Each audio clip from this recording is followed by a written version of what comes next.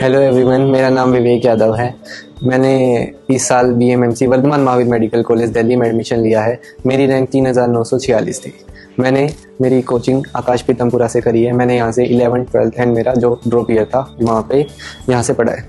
आकाश पीतमपुरा मैंने इसलिए चूज़ करा क्योंकि एक तो आकाश का जो टेस्ट है वो बहुत अच्छे हैं और यहाँ की फैकल्टी भी बहुत अच्छी है। डाउट सॉल्विंग एकदम बढ़िया, आप कभी भी यहाँ पे डाउट पूछ सकते हैं। यहाँ पे आप स्पेशली आप डाउट के लिए सेशंस भी ऑर्गेनाइज करवा सकते हैं, अपने लिए शेड्यूल करवा सकते हैं। मेरी मेडिसिन की इंस्पिरेशन मेरे फादर हैं। मेरे फादर अभी पैरामेडिकल में हैं, तो उन्हीं को देख के पापा चाहते थे कि मैं डॉक्टर बनूँ, क्योंकि वो नहीं बन पाए, इसलिए मैंने मेडिकल फील्ड चूज़ करी। मेरी नीट के लिए सबसे बेस्ट प्रिपरेशन स्ट्रेटेजी तो ये रहेगी कि आप 11th बहुत अच्छे से करें, क्योंकि कभी कभी एक्सपीरियंस की 11th अच्छे से नहीं जाती, जो कि फिर उन्हें 12th में भुगतनी पड़ती है। 12th में 2-2 साल का सिलेबस कवर करना पड़ता है। तो आप पहले 11th बहुत अच्छे से करिए, 12th में भी कंसिस्टेंसी मेंटेन करिए। कंसिस्टेंसी का मतलब ये है कि आप चाहे दिन में 2 घंटे पढ़िए, लेकिन आप पढ़िए, रोज़ पढ़िए। और टेस्ट आपको हमेशा देने हैं, मतलब कोई भी टेस्ट हो दे देना है। टेस्ट देना सबसे इंपॉर्टेंट चीज़ है। उसको एनालाइज करना है, मिस्टेक्स को मार्क करना है, एक नोटबुक में लिख लेना है, उनको देख के इम्प्रूव करना है। आकाश का इसमें एक बहुत बड़ा रोल रहा है। मेरे जो भी डाउट्स होते थे मैं टीचर से पूछ लेता था। मेरे जो डाउट्स मेरे को अगर अलग से पूछते हैं तो मैं यहाँ पे शेड्यूल करवा लेता था। टेस्ट में दिक्कत आ रही है, कभी भी डिमोटिवेशन हो रहा है, तो नॉन एकेडमिक स्टाफ भी बहुत अच्छा था और हर चीज़ में हेल्प करता था। लास्ट मंथ में मेरा मेन यही फोकस था कि मैं ज़्यादा से ज़्यादा फुल सिलेबस और पार्ट टेस्ट दूँ। उनमें मिस्टेक्स जो हो रही हैं उन्हें एनालाइज करूँ, उन पे मतलब उनको ठीक करूँ, और जो भी मिस्टेक्स हो रही है उनको एक नोटबुक में लिख के कोशिश करूँ कि अगली बार वो ना हो। NCERT का नीट में एक बहुत बड़ा रोल है, और मैं तो कहूँगा कि बायोलॉजी के लिए NCERT से आपको बाहर पढ़ने की ज़रूरत भी नहीं है। इवन आप शायद से बायोलॉजी की NCERT आप अच्छे से पढ़ते भी नहीं होंगे, क्योंकि ना आप बायो की NCERT जितनी बार पढ़ोगे आपको नए फैक्ट्स के बारे में पता लगेगा।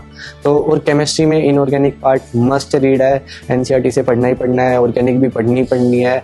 फिजिक्स में आप NCERT की थ्योरी एक बार पढ़ लीजिएगा, क्योंकि आज कभी कभी थ्योरी के आजकल क्वेश्चंस आने लग गए हैं। टाइम मैनेजमेंट का तो ये है कि आपको ना एक तो अपनी हॉबीज़ भी साथ बाय साथ करनी है। आप दिन में 2 घंटे दे सकते हैं, आराम से दे सकते हैं, और ट्राई करिए कि आप प्रोक्रेस्टिनेट ना करें। आप जब भी पढ़ रहे हैं तो पूरे फोकस के साथ पढ़ें, डिसिप्लिन रहें।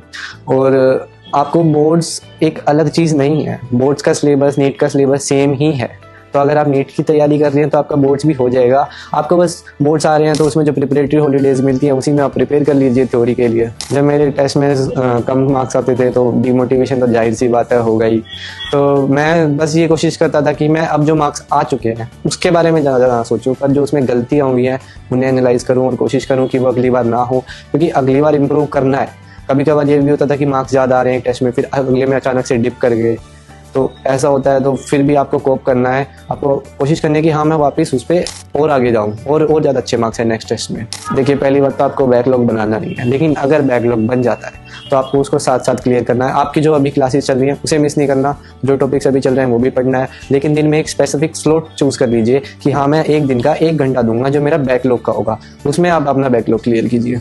टीचर्स का आकाश पीतमपुरा के बहुत अच्छे थे, ठीक है, वो बहुत अच्छे से पढ़ाते थे, मतलब डाउट सॉल्विंग भी बहुत अच्छे से कर देते थे, कंसेप्ट भी क्लियर थे। खासकर फिजिक्स में आपको कंसेप्चुअल बहुत ज़्यादा पढ़ना पड़ता है। हम फिजिक्स में तो क्वेश्चन प्रैक्टिस भी बहुत ज़्यादा हुई थी, हमारी क्लास में ही बहुत ज़्यादा क्वेश्चन प्रैक्टिस हो जाती थी। मेरे को आकाश की सबसे बेस्ट चीज़ जो लगती है वो है आकाश की टेस्ट सीरीज़। मतलब इतने ज़्यादा टेस्ट होते हैं कि आप है ना चाह के भी मतलब सिलेबस पूरा, आपको अगर टेस्ट भी दे रहे हो तब भी आपका सिलेबस पूरा हो जाएगा, और रिवीजन तो बहुत बार हो जाएगा। मतलब आप AITS चल रही है, फिर आपके साथ साथ नॉर्मल टर्म टेस्ट चलते हैं, फिर एंड में फाइनल टेस्ट सीरीज आ जाती है, इंटेंसिव टेस्ट आ जाते हैं।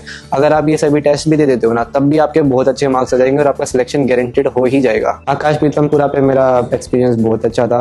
मतलब मेरे को जो भी दिक्कत होती थी, नॉन एकेडमिक स्टाफ है, अपना एकेडमिक स्टाफ है, टीचर्स है, कुछ भी हो आप सबसे शेयर कर सकते हो, सब सपोर्टिव है। नीट एक्सपीरियंस के लिए मेरी सबसे बड़ी एडवाइस तो ये रहेगी कि प्लीज़ प्लीज़ प्लीज़ आप काम होके पेपर देना, क्योंकि ना सबसे बड़ा जो रोल है ये आपके काम होने का है।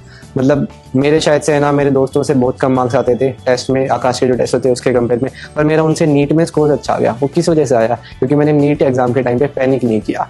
तो आप जब भी एग्जाम दे बिल्कुल कूल, काम एंड कंपोज होके दे। Best of luck for future NEET experience.